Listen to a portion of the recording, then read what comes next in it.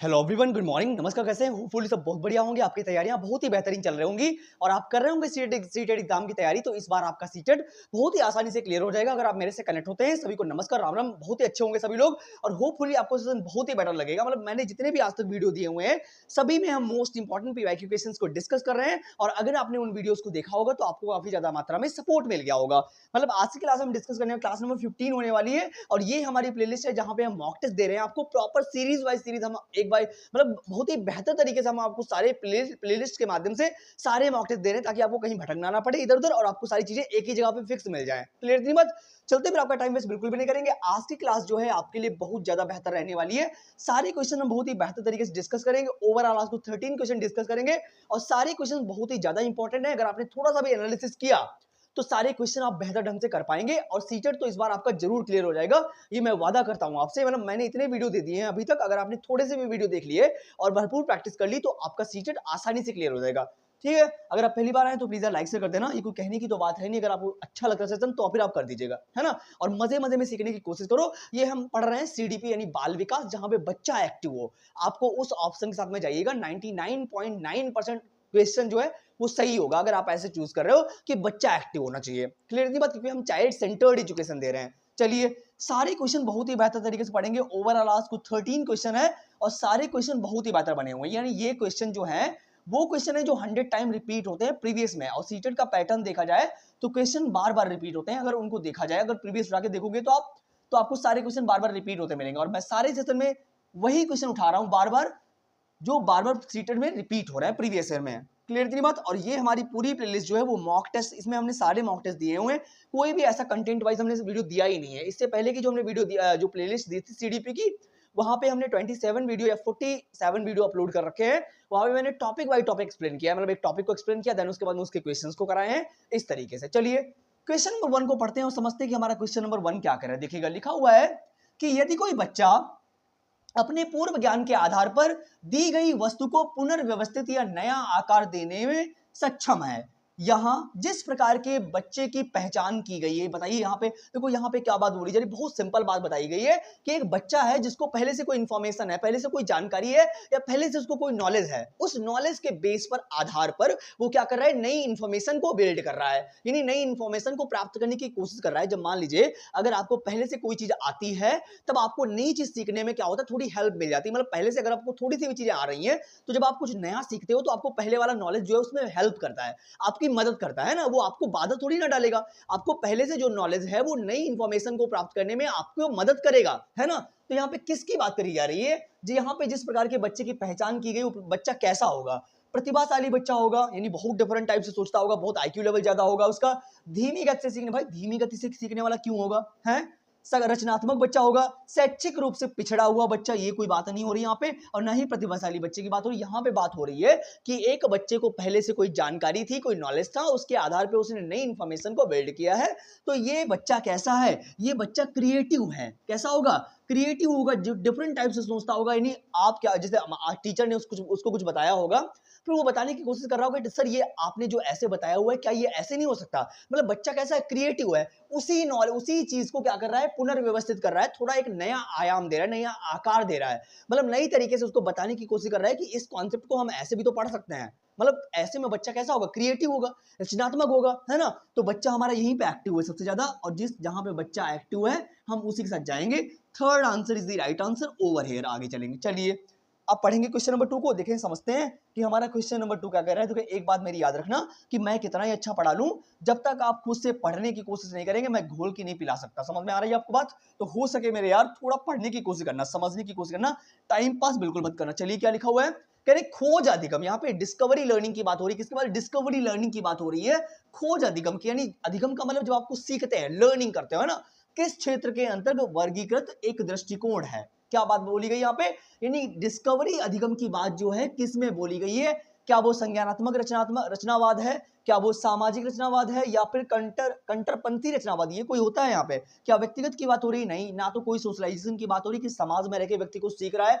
यहाँ पे खोज अधिगम की बात हो रही है, यानी आप कुछ खोज करते हो, अन्वेषण करते हो, डिस्कशन करते हो आपस में ना, तो ये कैसा है? संज्ञानात्मक है, यानी आपके दिमाग से संबंधित है, या आप कुछ सोचते हो, अपने दिमाग में कुछ रखते हो, है ना, तो उसकी बात हो रही है। ये जाएंगे संज्ञानात्मक रचनावाद के साथ में। क्रिटिकल यानी जो बच्चा क्रिएटिव होगा वो अपने दिमाग से सोचेगा भी, यानी एक चीज को 72 तरीके से सोचने की कोशिश करेगा, 100 सॉल्यूशंस निकालने की कोशिश करेगा ना, तो हमारे पास first answer is the right answer over here.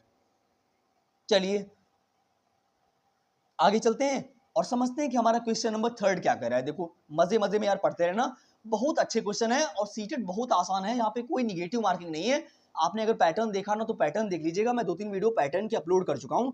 आप सीटेड बाय अमित सिंह जो भी सर्च करना हो, seated by new playlist, seated by CDP, seated by Amit Singh, seated by Hindi, जो भी सर्च करना हो सारे वीडियोज आपको मिल जाएंगे बहुत ही क्रम से। मतलब मैंने सारे वीडियोज को एकदम क्रम से लगाया हुआ है प्लेलिस्ट में, आप चैनल पे जाके प्लेलिस्ट में जाइएगा, सारे वीडियो एकदम सीरीज से मिल जाएंगे। अगर आपको नहीं मिल रहा है तो आप टॉपिक बाय टॉपिक भी जा सकते हो कि सीटेड बाय अमित सिंह या वैगोस्की, जो टॉपिक बाय अमित सिंह, जो भी टॉपिक चाहिएगा आप नाम डाल दीजिएगा, फटाक से आ जाएगा आपके सामने। चलिए क्वेश्चन नंबर 3 में क्या लिखा हुआ है कि वैगोस्की, अब देखो वैगोस्की की बात करी जाए तो वैगोस्की एक रचनाकार है। कैसे? एक रचनाकार है जिन्होंने सामाजिक सांस्कृतिक सिद्धांत के बारे में बताया हुआ है, सोशल कल्चरल थ्योरी के बारे में, जहां पे समाज को इंपॉर्टेंस दी गई है। क्लियर दिमाग? अब इनके अनुसार एक छात्र को कार्य में महारत हासिल करने के लिए मचान प्रदान किया जाता है, यानी एक छात्र है जो कहीं पे अटक रहा होता है, जिसको टीचर ने सपोर्ट कर दिया, जिसकी वजह से वो अपने मंजिल तक पहुंच गया। मतलब मान लीजिए मचान क्या होता है? मचान का मतलब होता है सपोर्ट, ढांचा, इसका फोल्डिंग, मतलब जहां पे आप अटक रहे होते हैं और टीचर आपकी मदद कर देता है थोड़ी सी, तो वहां पे क्या होता है, आप अपने मंजिल को पा लेते हैं या कॉन्सेप्ट को सॉल्व कर लेते हैं ना, उसमें महारत हासिल कर लेते हैं। मैं तो उसके बाद में लिखा हुआ, बाद में यदि छात्र मचान को हटाने के बाद कार्य को फिर से पूरा करने में सक्षम हो जाता है, यह दर्शाता है कि छात्र पर कैसा क्या है छात्र, मतलब पहले उसको सपोर्ट किया गया, ठीक है, तो धीरे धीरे क्या हुआ, वो अपने आप भी करने लगा, मतलब बाद में उसको सपोर्ट की कोई जरूरत नहीं हुई। तो ये क्या है, किसकी बात करी जा रही है यहाँ पे? देखो आपको सभी को पता है, यहाँ पे आनुपातिक विकास की कोई बात नहीं हो रही, प्रमुख विकास क्षेत्र की कोई बात नहीं हो रही, स्थायी विकास की कोई बात नहीं हो रही। आपको पता है कि मचान और इसका फोल्डिंग या आकलन की बात जो है वैगोस्की ने करी है। किसने करी है? वैगोस्की। और वैगोस्की का नाम यहाँ पे लिखा हुआ है। वैगोस्की के नाम आए तो जाइए समीपस्थ विकास का क्षेत्र यानी जेडबीटी की बात करिए, जोन ऑफ प्रॉक्सिमल डेवलपमेंट, यानी हम जाएंगे सी के साथ में। यहाँ पे किसके साथ में? सी के साथ में। C is the right answer over here. इसी की बात वैगोस्की करते हैं। ये एक दायरा होता है कि बच्चा इतना सीख चुका है और इतना अभी सीखेगा, है ना, उनके अकॉर्डिंग आप सिखाने की कोशिश करते हो। चलिए C option is the right answer over here. चलो क्वेश्चन नंबर 4 पढ़ते हैं, समझते हैं कि हमारा क्वेश्चन नंबर 4 क्या कह रहा है। लिखा हुआ है, अब यहाँ पे लर्निंग विकार की बात आ गई, लर्निंग अक्षमता की बात आ गई है। बहुत बेटर क्वेश्चन है, इससे रिलेटेड कई क्वेश्चन सीटेड में आते हैं, मतलब 2 क्वेश्चन या 1 क्वेश्चन तो आएगा ही आएगा, 110% मैं गारंटी ले रहा हूं। चलिए अब यहाँ पे लिखा है क्वेश्चन नंबर 4 में कि जिस बच्चे को गणितीय गणना में समस्या होती है उसे कहा जाता है, यानी कैलकुलेशन करने में प्रॉब्लम आ रही है। भाई बच्चा है, उसे मैथमेटिक्स में क्या हो रहा है, कैलकुलेशन करने में कहीं पर प्रॉब्लम आ रही है, तो बच्चा कैसा होगा? क्या डिस्ग्राफिया होगा उसके अंदर, डिसकैलकुलिया होगा, डिसनोमिया होगा, डिसरथ्रिया होगा, क्या होगा यहाँ पे बताइएगा? देखो डिसरथ्रिया की कोई बात नहीं हो, ना ही डिसनोमिया की कोई बात हो रही है। अब यहाँ पे बात आ रही है कैलकुलेशन की प्रॉब्लम है, तो क्या होगा? डिसकैलकुलिया होगा ऑब्वियसली। भाई कैलकुलेशन नहीं कर पा रहा है बच्चा, कैलकुलेशन करने में प्रॉब्लम हो रही है, ये लर्निंग अक्षमताएं होती हैं, लर्निंग डिसेबिलिटी होती है जो बच्चे में कभी कभी हो जाती है ना, तो ये डिसकैलकुलिया है। डिसग्राफिया क्या होता है? पढ़ने से संबंधित होता है, समझने में संबंधित, जहां पे आपको कुछ समझ नहीं आता है ना, ये डिसग्राफिया होता है। लेकिन हमसे कैलकुलेशन के बारे में पूछा गया तो हम जाएंगे बी के साथ में। B answer is the right answer over here. आगे चलेंगे, समझेंगे हमारा नेक्स्ट क्वेश्चन क्या कह रहा है, क्वेश्चन नंबर 5। चलिए क्वेश्चन नंबर 5 को पढ़ेंगे और समझते हैं कि हमारा क्वेश्चन नंबर 5 क्या कह रहा है। देखो सारी बातें बहुत आसान है, आपको पता है इतनी भीड़ मची हुई दुनिया में, इतनी भीड़ मची हुई है, मतलब मैं क्या ही बताऊं, आपको खुद देख रहे हो, इतना मोटिवेशन, इतनी एजुकेशन मिलने के बावजूद भी इतना फेलियर आ रहा है। एक नॉर्मल से एग्जाम में, सीटेट का एग्जाम ले लीजिएगा, जहां पे इतने लोग फेल हो रहे हैं, केवल 10-15% ही लोग पास हो रहे हैं। आपको खुद पता है हर बार सीटेट में, और वैसे भी 6 महीने में पहली बार होता था, लेकिन अब क्या होने वाला है 2025 में जो अभी आने वाला है, दिसंबर में जो पेपर होगा, अब क्या होगा, साल में एक ही बार होगा, यानी दिसंबर में ही हुआ करेगा। फॉर्म जिसके आने वाले होंगे अभी अगस्त सितंबर में आ ही जाएंगे फॉर्म। चलिए क्वेश्चन नंबर 5 में क्या लिखा हुआ है, सीखने में अक्षम बच्चों को स्पष्ट रूप से अन्य बच्चों से अलग नहीं किया जाता है, उनके कारण हैं। क्या कारण हो सकते हैं, मतलब यहाँ पे क्या बात बोली जा रही है कि सीखने में अक्षम बच्चे, यानी जहां पे उनको लर्निंग कोई विकार है, सीखने में कोई अक्षमता है, को स्पष्ट रूप से अन्य बच्चों से अलग नहीं किया जाता है। क्यों अलग नहीं किया जाता है, क्यों? क्या शारीरिक बनावट और मानसिक क्षमता, आईक्यू स्कोर और मानसिक क्षमता और शैक्षणिक प्रदर्शन, शारीरिक उपस्थिति और आईक्यू स्कोर, यानी यहां पे आपको क्या बोला गया है, उनको अलग नहीं किया जाता है। किस कारण से? शारीरिक उपस्थिति और आईक्यू स्कोर, यानी उनको अलग नहीं करना है, चाहे उनको कोई फिजिकल विकार हो, चाहे उनको आईक्यू लेवल से कोई विकार हो, इनका उनका माइंड कैसा है या उनकी शरीर में कोई विकार है, आपको उनको अलग नहीं करना है इस आधार पे, है ना। मान लीजिए आपको सभी को सेपरेट रखना, सेपरेट नहीं करना है किसी भी को, यानी सभी को एक साथ पढ़ाना है, कोलैबोरेटिव लर्निंग करानी है, डिस्कशन कराना है, आपस में सहयोगात्मक अधिगम कराइए ताकि सारे बच्चे सीख सकें। मान लीजिए आप जब कभी किसी को अलग बिठा देते हो तो बच्चा हतोत्साहित हो जाएगा, यार मेरे को ही क्यों अलग बिठाया जा रहा है ना। तो आपको एज अ टीचर सभी को इक्वल रखना है, साथ में रखना है ना। तो D option is the right answer over here. आगे चलेंगे, समझेंगे हमारा क्वेश्चन नंबर 6 क्या कह रहा है। चलिए पढ़ते हैं कि क्वेश्चन नंबर 6 हमारा क्या कह रहा है। देखो यहाँ पे क्या बात बोली गई, क्वेश्चन नंबर 6 को पढ़ते हैं और समझते हैं कि हमारा क्वेश्चन नंबर 6 क्या कह रहा है। गर्मी बहुत हो रही है यार मेरे। क्या लिखा हुआ है कि भाषा के लेन देन के एक उच्च मध्यम वर्ग में एक शिक्षक द्वारा यह देखा गया, क्या लिखा हुआ है यहाँ पे, भाषा के लेन देन के एक उच्च मध्यम वर्ग में एक शिक्षक द्वारा देखा गया कि 8वीं कक्षा के एक बच्चे को पाठ्य सामग्री पढ़ने में कठिनाई का सामना करना पड़ता है। यानी कोई क्लास 8th में बच्चा है जिसको पढ़ने में समस्या आ रही है, पढ़ने में जिसको समस्या आती है वो क्या होता है, आपको पता होना चाहिए कौन सा विकार होता है, बताइएगा। डिसकैलकुलिया, डिस्ग्राफिया, डिस्प्रैक्सिया, कौन सा होता है? डिस्ग्राफिया, डिसकैलकुलिया, डिस्प्रैक्सिया, कमेंट करिएगा कौन सा होता है कि पढ़ने में जहां पे विकार होता है, पठन अक्षमता के लिए। लिखा हुआ है एक बच्चे को पाठ्य सामग्री पढ़ने में सामना करना पड़ रहा है कठिनाई का। यह मूल्यांकन का प्रकार शिक्षण अधिगम प्रक्रिया में कमजोरी को सहन करने में मदद करता है। क्या ये योगात्मक मूल्यांकन है, रचनात्मक मूल्यांकन है, आंतरिक मूल्यांकन है, बाहरी मूल्यांकन? देखो यहाँ पे कोई आंतरिक और बाहरी मूल्यांकन की बात नहीं हो रही, यहाँ पे बच्चा पढ़ नहीं पा रहा है, पढ़ने में उसको समस्या हो रही है, यहाँ मूल्यांकन शिक्षण का कौन सा हो सकता है उसकी बात यहाँ पे हो रही है। योगात्मक मूल्यांकन की कोई बात नहीं, यहाँ पे रचनात्मक मूल्यांकन की बात हो रही है कि बच्चा कहाँ पे पढ़ नहीं पा रहा है, कहाँ पे उसको पढ़ने की जरूरत है। क्रिएटिव तरीका है, कैसा क्रिएटिव तरीका है, जहाँ पे बच्चा पढ़ नहीं पा रहा है, समझ में आ रहा है आपको कि बच्चे को यहाँ पे दिक्कत है, तो वहां पे आप समझाओ, उसके अकॉर्डिंग पढ़ाओ, है ना। चलिए होपफुली ये भी समझ में आ गया होगा। आगे चलते हैं, समझते हैं कि हमारा क्वेश्चन नंबर 7 क्या कह रहा है।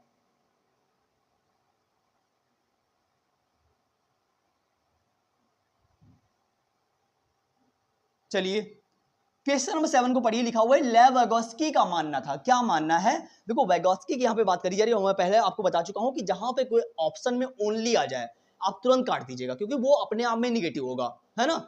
चलिए अब यहाँ पे लिखा सीखना केवल ज्ञान का अवशोषण है, केवल आगे काट दीजिए, मैंने पहले बता दिया सीखना केवल ज्ञान का ही अवशोषण नहीं होता, केवल, है ना।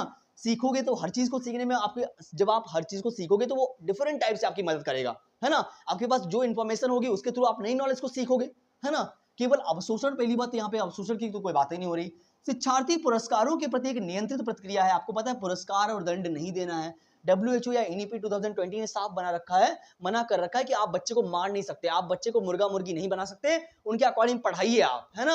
आप उनको दंड मत दीजिए, ये बात बोली गई है, फिर भी हम लोग दे लेते कभी कभी दंड, है ना। तो ये तो नहीं हो सकता भाई। क्या लिखा हुआ है, ज्ञान को शिक्षक से छात्रों तक निष्क्रिय तरीके से प्रसारित किया जाना चाहिए। निष्क्रिय क्यों होगा, सक्रिय होना चाहिए भाई, है, गलत हो गया। क्या लिखा हुआ है, ज्ञान है यहाँ पे, डी ऑप्शन को पढ़िए। लिखा हुआ है ज्ञान का निर्माण इस क्षेत्र में किया जाता है कि बच्चा स्वतंत्र रूप से और दूसरों के सहयोग से क्या कर सकता है। देखो यहाँ पे एकदम बढ़िया बात बोली गई, एकदम पॉजिटिव बात बोली गई है कि ज्ञान का निर्माण वहां पे होता है जहां पे बच्चा ओपन एंडेड होता है, अपनी बात को कह सकता है, मतलब वहां पे वो अपनी बात को रखने में पूरी तरीके से स्वतंत्र होता है ना। और वो सहयोगात्मक अधिगम, यानी एक दूसरे से आप बच्चों में ही आकलन कराते हो तो बच्चे क्रिएटिव तरीके से सीखते हैं, है ना, एक्टिव होते हैं। क्लियर इतनी बात? तो option number D is the right answer over here. आगे चलेंगे, समझते हैं कि क्वेश्चन नंबर 8 हमारा क्या कह रहा है। चलिए पढ़ते हैं कि क्वेश्चन नंबर 8 लॉरेंस कोहलबर्ग की बात आ गई है। अब लॉरेंस कोहलबर्ग की बात करिए तो इन्होंने नैतिक विकास के बारे में बताया हुआ है। किसके बारे में? नैतिक विकास के बारे में लॉरेंस कोहलबर्ग ने बताया हुआ है, इन्हीं की बात यहाँ पे करी जा रही है। क्वेश्चन नंबर 8 में लिखा हुआ है कि लॉरेंस कोहलबर्ग के नैतिक विकास सिद्धांत के किस चरण में व्यक्ति यह तर्क देते हैं कि मानवाधिकार और न्याय सबसे महत्वपूर्ण है। यानी यहाँ पे बोला गया है कि जो हमारे लॉरेंस कोहलबर्ग हैं, इनके अनुसार इनका सिद्धांत है नैतिक विकास का सिद्धांत, उसमें किस चरण में ये बात करी गई है कि मानवाधिकार और न्याय सबसे महत्वपूर्ण है ना। भले ही वे सामाजिक कानूनों के खिलाफ हो, मतलब समाज के विरुद्ध भले ही हो, लेकिन मानवाधिकार और न्याय सबसे ज्यादा महत्वपूर्ण है। ये किस चरण में बात करी गई है? आज्ञाकारिता, और इसमें कोई बात नहीं, लड़का क्या लिखा, अच्छा लड़का, अच्छी अभिविन्यास लड़की, ये कोई बात नहीं हो रही, प्राधिकरण की कोई बात नहीं, सार्वभौम नैतिक सिद्धांत अभिविन्यास। देखो ऐसे ही आप पता लगा सकते हो कि जो हमारे लॉरेंस कोहलबर्ग हैं उन्होंने नैतिक विकास के बारे में बताया हुआ है, तो उनके जितने भी चरण होंगे सब में नैतिक तो होगा ही होगा ना, ऑब्वियसली मेरे यार। चलिए option number D is the right answer over here. ये सारे के सारे ऑफिशियल आंसर की है, आप सोच के भी इन चीजों को गलत नहीं बता सकते।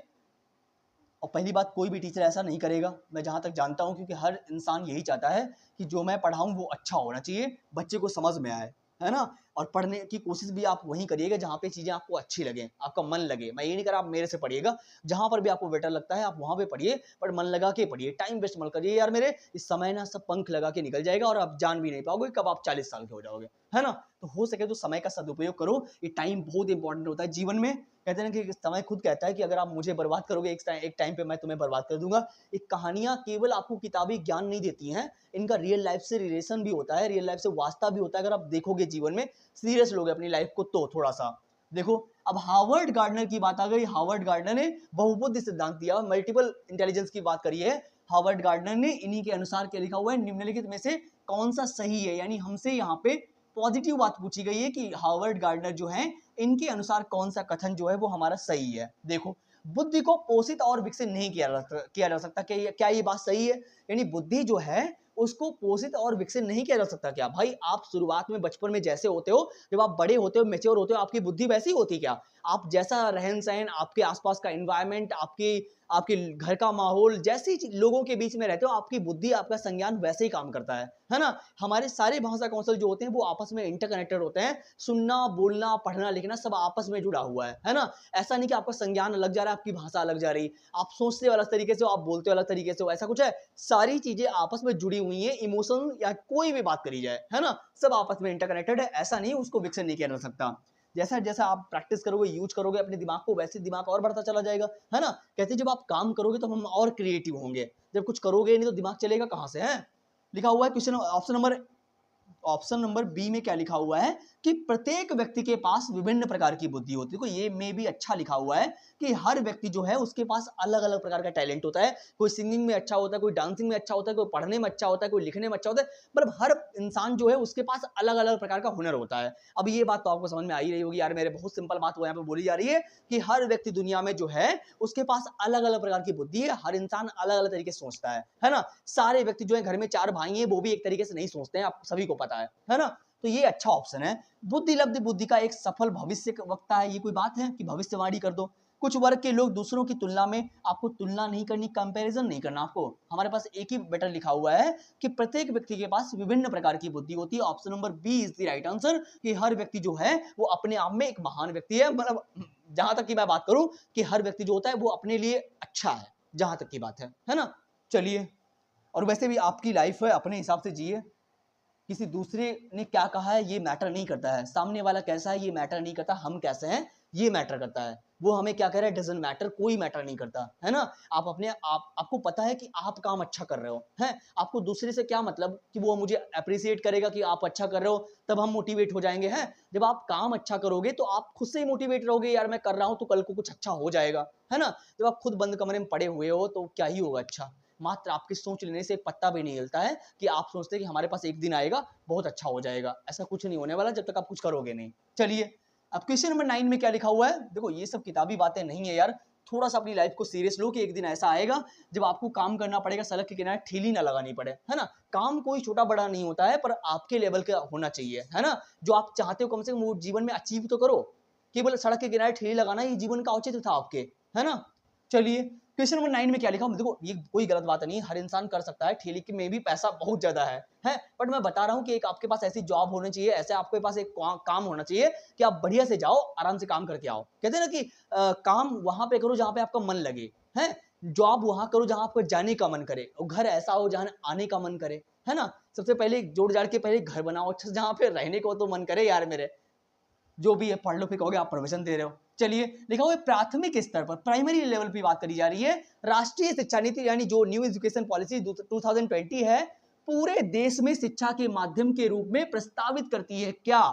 यहाँ पे बोला है कि जो न्यू एजुकेशन पॉलिसी है उसने क्या प्रस्तावित किया है, यानी जो नई शिक्षा नीति 2020 है उसके अनुसार क्या बात बोली गई है ये लिखा शिक्षा के माध्यम के रूप में प्रस्तावित करती किस बात को, हिंदी को, अंग्रेजी को, संस्कृत को, मातृभाषा को। देखो मैं पहले आपको बता दूं कि न्यू एजुकेशन पॉलिसी जो है उसने साफ कह रखा है कि बच्चे को क्लास 5th तक या क्लास 8th तक उसकी मातृभाषा में पढ़ाओ, उसकी घरेलू भाषा में पढ़ाओ। फिलहाल के लिए अभी तो ऐसा नहीं हो रहा है, जहां तक ज्यादातर हो रहा है तो अंग्रेजी में ही सिखाते हैं लोग, है ना। इंग्लिश मीडियम स्कूल है सारे के सारे, घरेलू भाषा का यूज नहीं किया जा रहा है। लेकिन ये बात है कि बच्चा अगर उसके घर की भाषा में, उसकी मातृभाषा में सिखाओगे तो अच्छे से सीखेगा, है ना। तो option number D is the right answer over here. New education policy ने मातृभाषा के बारे में बात करी है, तो यही हमारे पास एकदम राइट है। चलिए क्वेश्चन नंबर 10 को देखते हैं। हमारा क्वेश्चन नंबर 10 क्या कह रहा है, समझते हैं कि क्वेश्चन नंबर 10 में क्या बात बोली गई। चलिए देखो लिखा हुआ है कि बैठने की लचीली व्यवस्था। आपको पता है क्लासरूम में रोटेशन होता है, कभी बच्चे आगे आते हैं फिर पीछे वाले फिर आगे आते हैं, आगे वाले पीछे जाते हैं, ये रोटेशन होता है यानी क्लासरूम में, ताकि हर बच्चे को एक मौका मिले आगे बैठने का और अपनी बात को पूरी तरीके से कहने का। मतलब ये होता है ना बच्चों में कि मैं क्यों पीछे बैठूं, वही आगे बैठता है बार बार। तो ये छोटी छोटी बातें हैं, कहते हैं ये रोटेशन भी चलता है, कभी कभी समूहों में भी बच्चे बिठाए जाते हैं। लिखा हुआ है कि बैठने की लचीली व्यवस्था, समूहों में काम करने वाले शिक्षार्थी निम्नलिखित की विशेषताएं होती हैं। ऐसे बच्चों की क्या विशेषता होगी जहां बच्चे ग्रुप में काम करते हैं, लचीली व्यवस्था होंगी, बच्चों के अकॉर्डिंग काम हो रहा होगा, यानी बच्चे क्या चाहते हैं उनके अकॉर्डिंग उनको पढ़ाया जा रहा होगा। तो ये कैसी व्यवस्था है, देखो व्यवहारवाद की कोई बात नहीं हो रही यहाँ पे, शिक्षक केंद्रित नहीं चाइल्ड सेंटर्ड की बात हो रही, शिक्षक केंद्रित नहीं चाइल्ड सेंटर्ड। पाठ्य पुस्तक की कोई बात नहीं हो रही। हमारे पास एक ही बेटा है, सामाजिक रचनावादी कक्षा होगी, ये क्रिएटिव क्लासरूम होगी जहां पे बच्चे आपस में डिस्कस करेंगे, कोलैबोरेट करेंगे, सहयोग करेंगे और एक दूसरे के माध्यम से अच्छी अच्छी चीजों को सीखेंगे। तो option number B is the right answer over here. आगे चलेंगे, समझते हैं कि हमारा नेक्स्ट क्वेश्चन क्या कह रहा है। क्वेश्चन नंबर 12 पे चलते हैं, देखते हैं कि हमारा क्वेश्चन नंबर 12 क्या कर रहा है। एक अभिकथन और रीजन वाला क्वेश्चन आया आपके सामने, स्टेटमेंट वाला और रीजन वाला क्वेश्चन पूछा गया। आपको पता है सीटेट का पैटर्न चेंज नहीं हुआ बहुत दिनों से, तो क्वेश्चन थोड़ा घुमा के पूछेगा आपसे। देखो अब हमारे पास एक अभिकथन दिया हुआ है, देखते हैं कि अभिकथन में क्या बात बोली जा रही है। चलिए अभिकथन में क्या लिखा हुआ है, क्वेश्चन नंबर 12 है कि बच्चे अपने माता पिता से ही ज्ञान, कौशल, मूल्य, समाज के रीति रिवाज सीखते हैं। भाई यहाँ पे क्या बात बोल दी गई कि बच्चे जो होते हैं वो केवल अपने माता पिता ही से सीखते हैं, केवल अपने माता पिता ही से ज्ञान लेते हो, फिर उसको स्कूल जाने की क्या जरूरत। अब बताओ भाई, जब बच्चा सब कुछ घर में ही सीख लेगा,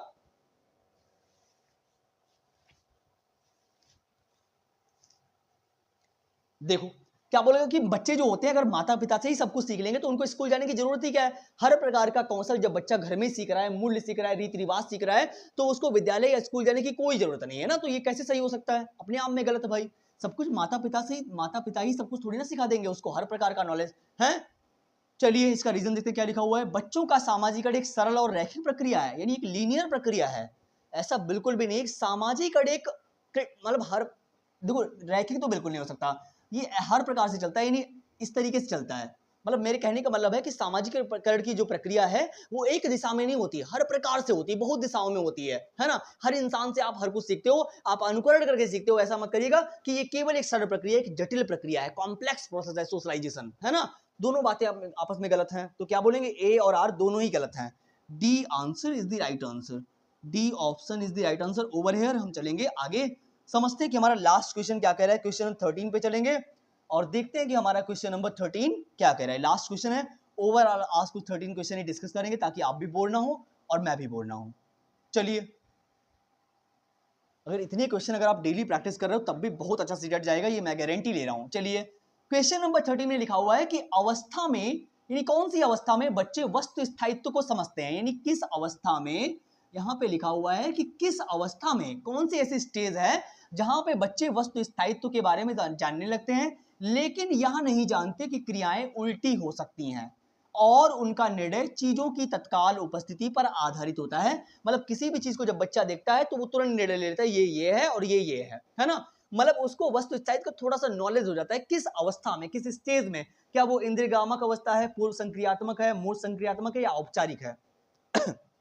देखो इंद्रियग्रामक की बात करें, जन्म से 2 वर्ष की अवस्था होती है और ये जो है 2 से 7 वर्ष की, और ये 7 से 11 वर्ष की, और ये 11 से 18 वर्ष की अवस्था की बात करी जा रही है यहाँ पे। इसको सेंसरी मोटर बोलते हैं, लेकिन ये वस्तु स्थायित्व जो होता है वो पूर्व संक्रियात्मक यानी 2 से 7 वर्ष की अवस्था में आ जाता है बच्चे के अंदर। और इन डेवलपमेंट की प्रक्रिया के बारे में प्याजे ने बताया हुआ है, आपको पता होना चाहिए। क्लियर इतनी बात होपफुली सारे क्वेश्चंस आपको समझ में आए होंगे और सारे क्वेश्चन हमने बहुत ही बेहतर तरीके से डिस्कस किए हैं जितना मेरे से हो पाया है। अगर आपको कहीं पर भी कुछ डाउट आया लग रहा हो तो आप मुझे कमेंट करिएगा। हम नेक्स्ट वीडियो में आपके कमेंट को 110% प्लान करेंगे कि आपने क्या बात बोली। वैसे तो सारे के सारे ऑफिशियल आंसर किए, कहीं पे गड़बड़ हो ही नहीं सकता। फिलहाल के अगर आपको कहीं लग रहा है तो आप मुझे कमेंट करिए, हम नेक्स्ट वीडियो जरूर आपके कमेंट के अकॉर्डिंग ही प्लान करेंगे। फिलहाल के लिए सारे क्वेश्चन बहुत बेटर थे और सारे प्रीवियस ईयर क्वेश्चंस हैं और ये बहुत बार रिपीट होते हैं, है ना? तो आप मॉक लगाते रहिए कि मॉक टेस्ट से हो जाता है, हमारी प्रैक्टिस हो जाती है बढ़िया। अब वहां पे आप इजीली और बहुत अच्छे से अटेम्प्ट कर पाते हो क्वेश्चंस को, है ना? तो हो सके तो अच्छे से पढ़ने की कोशिश करो। मिलते हैं फिर एक नई वीडियो में नई आशा और उम्मीद के साथ में। Thank you so much for coming, thank you so much.